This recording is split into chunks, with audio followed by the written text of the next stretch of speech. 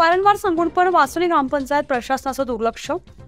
आज रोजी 25 जुलै 2024ला मोठ्या प्रमाणात पाऊस पडतोय, त्यामुळे येथील घरांमध्ये आणि शेतामध्ये मोठ्या प्रमाणात पाणी शिरलंय। MIDCनं भूसंपादन केलं आणि काही शेतकऱ्यांना येथे प्लॉट देण्यात आले। यामध्ये अनधिकृत बांधकाम केल्यानं व सांडपाण्याची कुठली केली नाही, त्याचप्रमाणे कंपनीनं सुद्धा जागा घेऊन कुठल्याच प्रकारे सांडपाण्याची व्यवस्था न केल्यानं सगळं सांडपाणी व पावसाचं पाणी सगळं शेतकऱ्यांच्या शेतात आणि घरात घुसलंय। ग्रामपंचायत प्रशासनाला वारंवार सांगून पण त्यांनी कुठल्याही प्रकारे दखल घेतली नाही। वासोली गावचा रहिवासी आहे, माझं नाव नितीन बाळासाहेब कलवडे। ह्या जागेचा मालक आहे।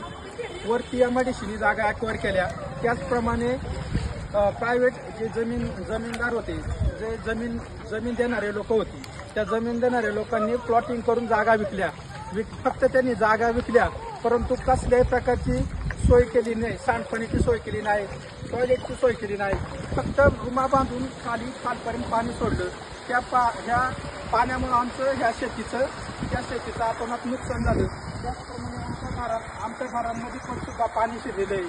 त्याच्यामुळे होतंय काय, वरून जे साप हे सगळे वाहून येत आहे, ते सगळे आमच्या घरांच्या आसपास फिरत आहे। ह्या अशा हा सुरक्षेचा मोठा प्रश्न निर्माण झालेला आहे। आम्ही ग्रामपंचायत त्यांना वेळोवेळी आम्ही त्यांना खबर दिली, पण कुणीही सांडपाण्याकडे लक्ष दिलेलं नाही। त्यामुळं हे जे आमचं नुकसान होत आहे, आम्ही हे सगळं पाणी बिणी काढण्यासाठी ट्रॅक्टरची सोय केली, JCBची सोय केली, आमचा डंपरची सोय केली। या सगळ्या प्रकारचे आर्थिक नुकसान सुद्धा आमची झालेली होती, परंतु तरी पण कोणी काय याचं लक्ष देत नाही। ते बघा वरून सगळ्या रुमांचं सगळ्या प्रकारचं पाणी येते साठलेलं आहे। त्या आमच्या या रुमांमध्ये पाणी घुसलेलं आहे, पण कुणी लक्ष द्यायला तयार नाही। न्यूज 15 मराठीसाठी प्रतिनिधी विश्वनाथ केसवर, चाकण, खेड।